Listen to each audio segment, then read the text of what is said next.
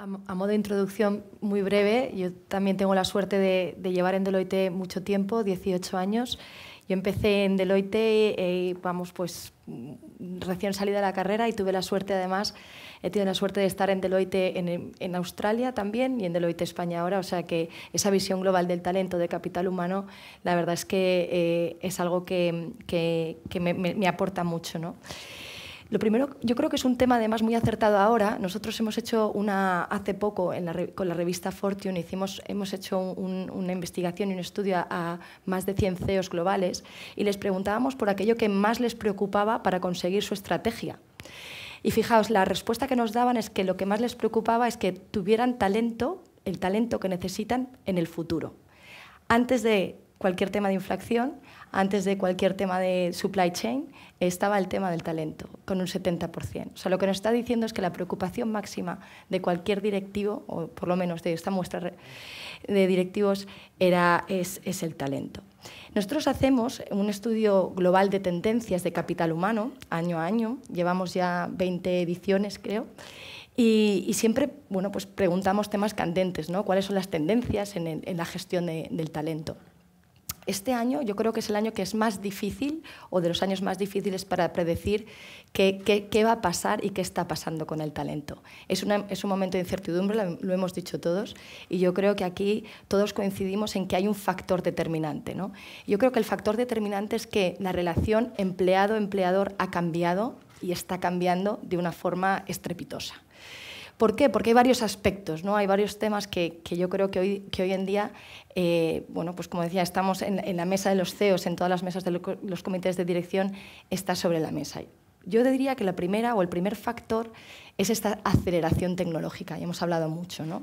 La aceleración tecnológica que además es, por así decirlo, es difícil de controlar, ¿no? Porque es que tras la pandemia aún hemos ido a más, a esa aceleración tecnológica. Solo por daros un dato, se estima que en 2030 en Estados Unidos habrán 20 millones de puestos que serán sustituidos por la tecnología. Cuando digo sustituidos, no digo aumentados, digo sustituidos, cosa que es da bastante miedo, ¿no? Nosotros somos más positivos, yo creo que no vamos a llegar a ese momento, pero sí que creo que hay un momento de aceleración tecnológica y por lo tanto tenemos que realmente conocer el potencial de la tecnología, pero también el potencial de nuestra gente, ¿no? Del talento, y maximizar ese potencial de nuestro talento, ¿vale? El segundo aspecto en esta relación empleado-empleador que creo que está mellando actualmente es ese modelo híbrido de trabajo, para bien, ¿no? O para mal, lo que consideren las empresas, ¿no? Pero sí que es verdad que el modelo híbrido de trabajo ha venido para quedarse. Y ha venido para quedarse en la mayoría de los casos. Y además vino sin previo aviso. Es decir, de repente, de la noche a la mañana, todas las empresas tuvimos que adaptarnos a este modelo, ¿no? Y si ahora preguntamos, nosotros en una encuesta que hemos hecho, 3/4 partes de las empresas deciden o han decidido que van a trabajar en un modelo híbrido. Lo que nos está diciendo es que es un trend al que vamos.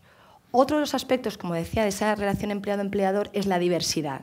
¿Por qué? Porque y además lo hemos hablado aquí, hay mucha diversidad de género, diversidad demográfica, podríamos hablar en general, pues generacional, de género, etcétera, pero también una diversidad, yo creo que también por experiencia, pero también de pensamiento, ¿no? O sea, es decir, la pandemia nos ha traído incluso más diversidades de las que teníamos en nuestro perímetro, ¿no? ¿Por qué? Porque las motivaciones, las expectativas, las necesidades de nuestros empleados son tan distintas como personas somos. Entonces, intentar dar una propuesta de valor que se adapte a cada uno es muy difícil. Es el reto que tenemos y yo creo que todas las empresas estamos en ese barco, ¿no? Por ejemplo, el otro día haciendo un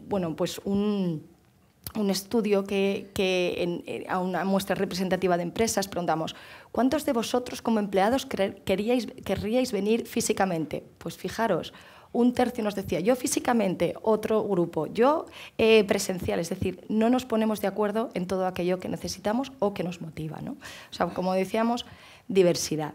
Y luego también un aspecto importante que es el cambio continuo. Vivimos en un cambio continuo y en esa relación empleado-empleador, ese cambio continuo es algo que tenemos que vivir con ello, tenemos que adaptarnos a vivir en esa incertidumbre. Y aquí, por ejemplo, nuestros datos identifican que la media por la que un empleado está en una empresa es de 4 años. 4 años. Claro, tampoco es mucho. Antes no hubiéramos dicho eso nunca, ¿no? Pero ahora mismo ya nos estamos planteando 4 años. Sin embargo, nuestras skills, por así decirlo, tienen una media de supervivencia, por así decirlo, de 2 años y medio. O sea, tenemos gente que por media va a estar 4 años en nuestra empresa, pero que, sin embargo, a los 2 años y medio sus skills van a necesitar un cambio, ¿no? Y un desarrollo. Por lo tanto, estos son aspectos que estamos viviendo en esta relación que decíamos empleado-empleador, que además se acrecientan con lo que decíais anteriormente. La escasez de talento, que la estamos viviendo todos, esta escasez de talento en el mercado, porque no hay, y además no hay talento, por así decirlo, de las skills críticas, y además es que va a ser incluso más pronunciado. De hecho, uno de los datos que nosotros hemos recogido es que en España, en el 2025, va a haber 1 millón de puestos STEMs que no se van a poder cubrir. Y cuando digo puestos STEMs, pues puestos claves, ¿no? de tecnología, etc.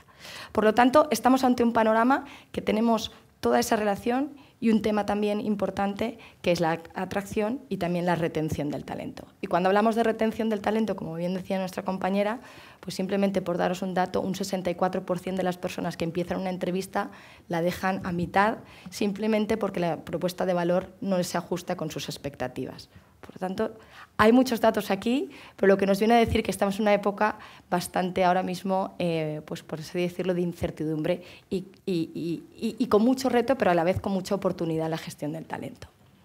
¿Nosotros qué vemos, ¿no? ¿Qué estamos viendo en el mercado? Pues vemos que las empresas normalmente se focalizan en 3 cosas, ¿no? Cuando hablamos de ese futuro del trabajo, a mí me gusta hablar mucho del futuro, y no tiene que ser un futuro lejano, es un futuro próximo. Del futuro del trabajo, vemos que las empresas se centran en 3 cosas. La primera es todo lo que respecta al work, es decir, al trabajo en sí, el qué y el cómo se hace ese trabajo. Por otra parte, las empresas piensan en el quién, en el workforce, ¿no? ¿Quién hace ese trabajo? Y también se focalizan en ese workplace que respondería el dónde y cuándo se hace ese trabajo. O sea, podríamos decir que es un triángulo, ¿no? Entre el workforce y el workplace. Si analizamos uno por uno, si analizamos este work o el trabajo en sí o el qué y cómo se hace ese trabajo, vemos que las empresas están pensando en esta transformación digital de los trabajos. Vengo a decir otra vez, no se trata de reemplazar, no se trata de sustituir, se trata de ampliar, se trata de que las personas, el talento, se focalice en aquellos aspectos, aquellas tareas que de verdad aportan valor, les provoca motivación y además eso significa que, por lo tanto, permanecen en la empresa y siguen más fieles. Lo que tenemos que hacer, o lo que las empresas están pensando, es cómo maximizar el potencial de las personas para que esas tareas que puedan ser eliminadas o automatizadas y focalizar todo lo que es el esfuerzo del talento en aquellos aspectos, aquellas tareas que de verdad aportan valor y, por lo tanto, va a motivar. Ese sería un aspecto muy clave en lo que es toda la parte del work, ¿no? de la transformación digital de los trabajos. Eso va muy acompañado con cambiar los modelos de trabajo. Yo creo que lo hemos dicho aquí. Los modelos de trabajo, por así decirlo, más históricos, están evolucionando en un modelo más ágil, ¿no? Y ya no digo agile por agile, ¿no? Como metodología agile, sino modelos de trabajo más ágiles, modelos de trabajo más adaptables, modelos de trabajo más flexibles, ¿no? Esto va muy en relación con el otro eje que decía antes, que es el workforce, ¿no? El quién hace ese trabajo, ese talento, ¿no? Aquí yo creo que las empresas, y lo habéis recogido, yo creo, todos los que habéis estado comentando hoy, creo que las empresas lo primero que están haciendo es cómo me puedo diferenciar en mi propuesta de valor al empleado. Eso es fundamental. Es decir, cómo puedo captar, atraer el talento que necesito con esa propuesta de valor diferencial. Y diferencial no significa café para todos, ¿no? Significa intentar, pues segmentar mi talento, ¿vale? Y entonces intentar buscar esa propuesta de valor que pueda responder a esas motivaciones de mi talento, ¿vale? Y no es fácil. No es fácil porque eso estamos hablando de atraer al talento y también fidelizarlo. En relación a esto, estamos trabajando mucho lo que es esa marca empleadora que decíamos antes, ¿no? O sea, ¿es mi marca empleadora lo suficientemente atractiva para mi gente? ¿Quiere la gente que sale de la universidad a trabajar conmigo? Y si no es así, ¿por qué? Es decir, yo creo que las empresas hacemos muy bien en segmentar a nuestros clientes, conocemos perfectamente a nuestros clientes, qué necesita este cliente en particular, en qué segmento está, cuáles son sus necesidades, cuáles son sus motivaciones, pero no hacemos lo mismo con el talento. Yo creo que es llevar la parte más, por así decir, de la orientación al cliente, del cliente externo al cliente interno, ¿no? Y otro aspecto fundamental aquí, que además lo habéis dicho, es ayudar a esta creación de, por así decirlo, de mercado interno de trabajo. Cuando hablo mercado, que tampoco es la palabra, ¿no?